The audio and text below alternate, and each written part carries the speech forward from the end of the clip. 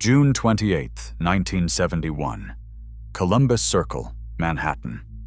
A man is walking toward a stage to speak to a crowd of thousands of his own people, and he never gets there. A young man carrying a press photographer's pass steps in close, raises a pistol, and fires 3 bullets into his head and neck at point-blank range. Before the crowd even understands what's happening, a second gunman appears out of nowhere, kills the shooter where he stands, and disappears into the panic, never to be identified. The man bleeding out on the pavement is not a nobody. He's one of the most powerful mafia bosses in America. And the reason he's standing at that podium, the reason he's dying, comes down to a movie, the most famous movie ever made about men like him. The Godfather. A real mafia boss, shot in the head in broad daylight, in front of thousands of people. And somehow the film you've watched a dozen times is tangled up in why.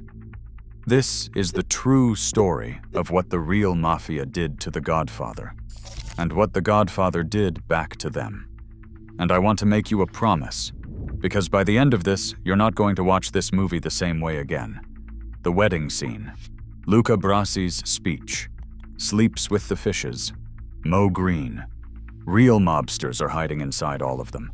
Some of the men you're watching on that screen killed people, not in the movie, in real life.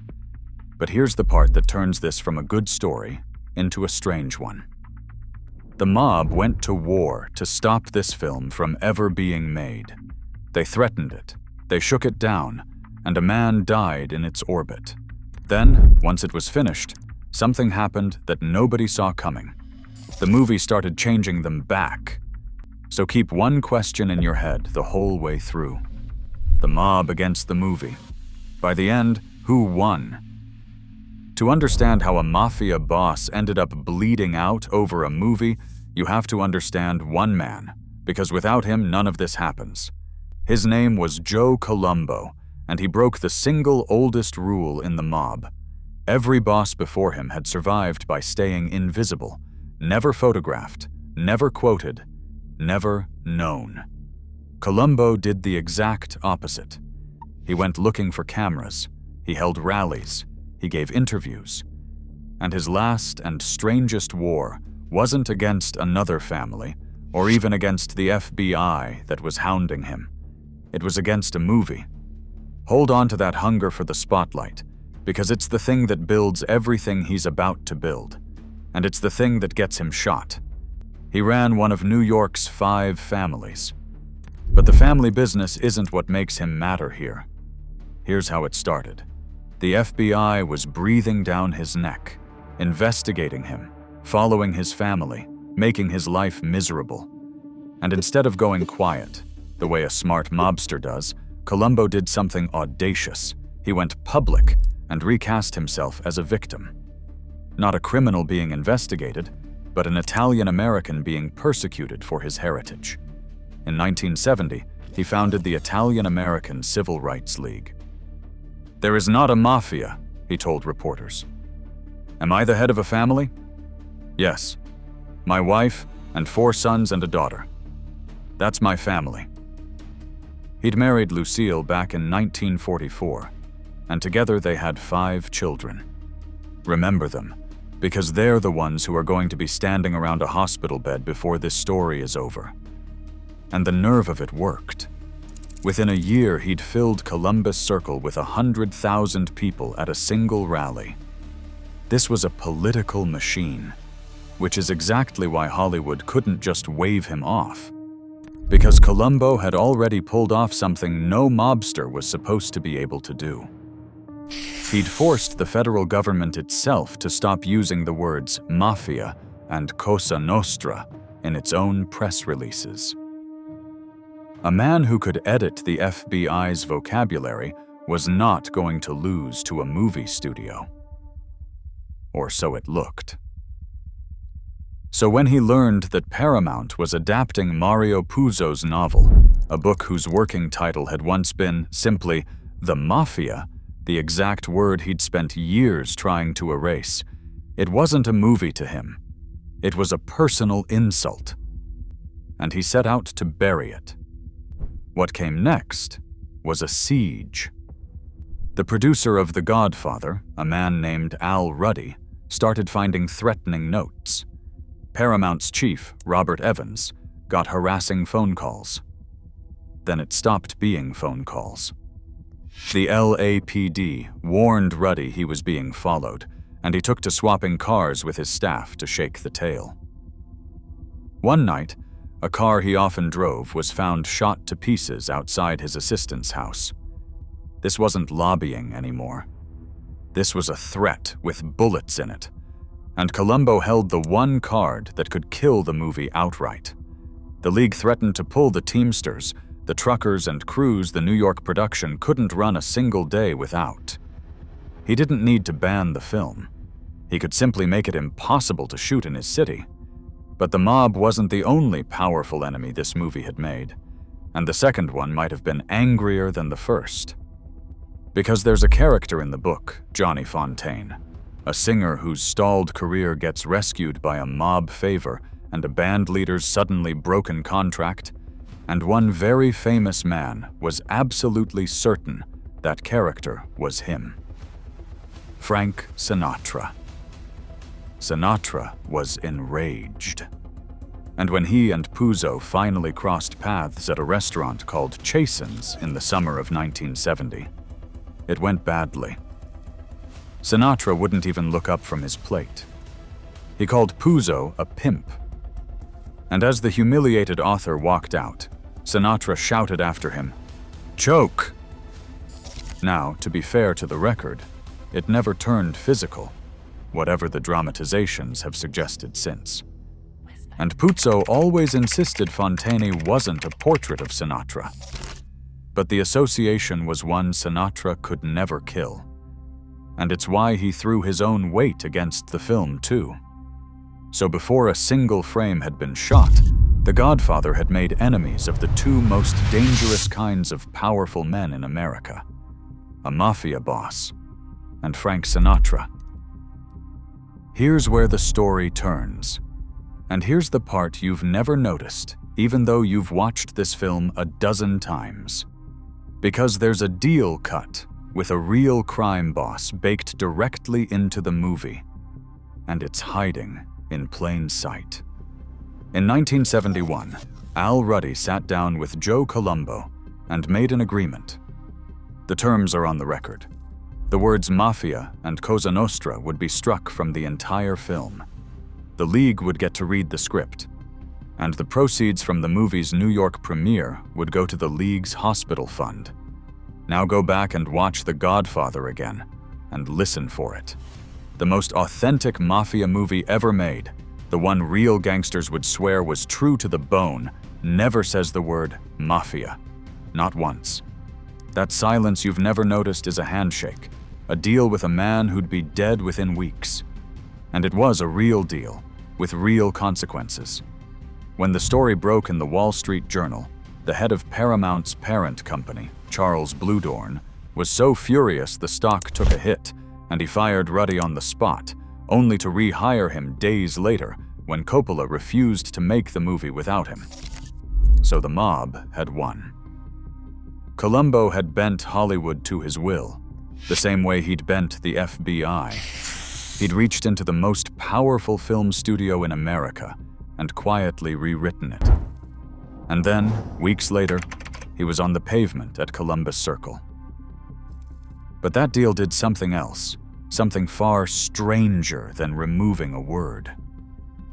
Part of the arrangement was that the League got to put its own men on the set as observers, there to make sure that word was never spoken. Which means that while they were shooting the most famous mafia movie of all time, there were actual mobsters standing around the cameras every single day. One of them was a mountain of a man named Lenny Montana. 6'6", 320 pounds, a former professional wrestler who now worked as an enforcer and bodyguard for the Colombo family. He wasn't there to act. He was there as muscle, watching the production on the family's behalf. And Francis Ford Coppola took one look at him and cast him on the spot. He handed him the role of Luca Brasi, Don Corleone's most feared enforcer, the walking embodiment of what happens to people who cross the family. Think about what that means. The movie didn't hire an actor to play a terrifying mob killer. It promoted a real one who happened to be standing in the room. And here's the detail that makes it perfect. In his big scene, rehearsing a nervous little speech of gratitude to the Don, Montana kept stumbling over his words because he was so rattled to be acting opposite Marlon Brando that he could barely get the lines out. And Coppola loved it. He kept it. That trembling, fumbling delivery you've seen, the killer wishing that the Don's daughter's first child be a masculine child. That isn't acting. That's a real mob enforcer genuinely shaking with nerves. The single most human moment that monster has on screen is a real hard man being scared. And it went beyond the bodies on the set. It got into the performances themselves. That soft, raspy, almost gentle voice that Marlon Brando made immortal, the voice every impression of The Godfather is built on, Brando didn't invent it. He built it after listening to recordings of a real mob boss named Frank Costello, the so-called Prime Minister of the Underworld, testifying before the United States Senate. The Don's voice is a real boss's voice. So a real mob enforcer played a fictional mob enforcer so convincingly that "Sleeps with the Fishes" became one of the most quoted lines in the history of film. The fiction and the reality weren't just close. They were the same man, standing in the same body. Which brings us back to Columbus Circle. And now you understand exactly what you're looking at. June 28th, 1971. The Second Italian Unity Day Rally. Colombo's movement at its absolute peak. And a young man named Jerome Johnson, carrying press credentials to get in close, puts 3 bullets into the boss. Seconds later, Johnson himself is shot dead by a second gunman, a man who vanishes into the crowd and is never caught. To this day, the case has never been solved. Suspicion fell on a rival named Joey Gallo, Crazy Joe, a man Colombo had been at war with for a decade. But nothing was ever proven, and nobody was ever charged. Like a lot of the truth in this world, the closer you look at it, the more it dissolves. And here's the cruel timing of the whole thing. Colombo was shot roughly 8 months before The Godfather reached theaters. He won his war over the movie. He got the word removed, he cut his deal, he bent Hollywood to his will, and then he never lived to see the film. He never heard the silence he'd bought. He didn't even die that day. That would almost have been a mercy. The 3 bullets left him paralyzed. Not dead. Paralyzed. Sunk into something close to a coma. And he stayed there for 7 years. 7 years. Unable to speak. Unable to move. Unable to be seen.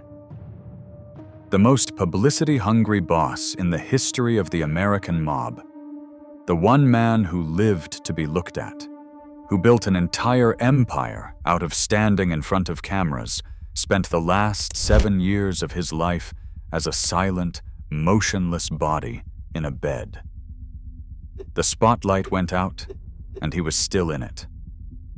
And the family he'd stood in front of all those cameras defending, the wife, the 4 sons, the daughter, the family he'd insisted was the only family he had. They were the ones who sat beside that bed, year after year, and watched him not wake up. He finally died in 1978. He was 54 years old. He never spoke another word about the movie or about anything else. And then, on March 15th, 1972, the movie finally opened. And the strangest thing in this entire story happened. The world that had gone to war to stop it fell completely in love with it. And no one fell harder than the real mob. Take Sammy Gravano, the Bull, a Gambino underboss who'd one day admit to a hand in 19 murders. He saw it as a young man and said he was stunned. It made him look up to the life even more than he already did. And he flatly refused to believe a civilian had written it. Nobody, he insisted, could have captured the atmosphere, the way these men talked, the way they carried themselves, that precisely, without help from the inside. And his instinct was right, because the movie was closer to the real thing than even he understood. You already saw it with Luca Brasi, a real killer wearing a fictional killer's name. But it went so much deeper than one enforcer they'd slipped onto the set. Nearly every major figure in that film was wearing a real man's face. Take Moe Greene, the brash casino boss who gets shot through the eye while lying on a massage table. That death wasn't invented. Moe Greene is Bugsy Siegel, the mobster who built Las Vegas out of the desert, who was gunned down in almost exactly that fashion, and whose casino the mob strolled into and took over the day after they killed him. The same cold, businesslike handover the movie puts on screen. A real death, restaged for the camera. Or take the scene everyone quotes, young Michael Corleone in that cramped little Bronx restaurant, the gun taped behind the toilet, the two men across the table who don't yet know they're already dead. That's not fiction either. That's Lucky Luciano's murder of his boss, Joe Masseria, in 1931, the rival lured to a restaurant, the killer who excuses himself, the guns that come out the moment he's out of the room. Down to the beats. The scene you've quoted your entire life is a real assassination with the names filed off. So follow what actually happened here. The movie reached back into real mob history and used real men, real bosses, real hits, real deaths to build its characters. Then real mobsters sat in the dark of the theater and started rebuilding themselves around those characters. The men who had inspired the film began imitating the film. Younger gangsters learned how to walk and talk and dress from actors who were copying the older gangsters those young men were trying to become. The reflection had started reflecting back. And this isn't a theory. You can actually hear it. When the FBI started wiring up mob social clubs and back rooms in the years after the film came out, the agents listening in caught real gangsters doing something strange on the tapes. They were quoting the movie. Not their fathers, not the old bosses, but the movie, reciting lines from The Godfather back to each other as if it were scripture, as if Coppola had written down a set of rules they were now obligated to follow. The wiretaps that were meant to catch them committing crimes ended up catching them performing a film about themselves. And it never really stopped. As late as 2008, mob enforcers in Italy left a severed donkey's head on a doorstep as a warning to a man who wouldn't pay. Real criminals staging a scene from a movie about criminals who were based on real criminals. By then, nobody could even find the beginning of it anymore. And that's the thing this whole story is really about.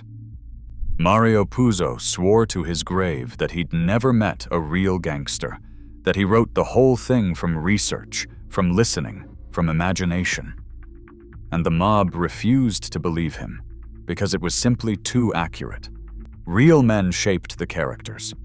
Then the characters reshaped real men. And somewhere in there, the line between the Mafia and the movie Mafia stopped existing.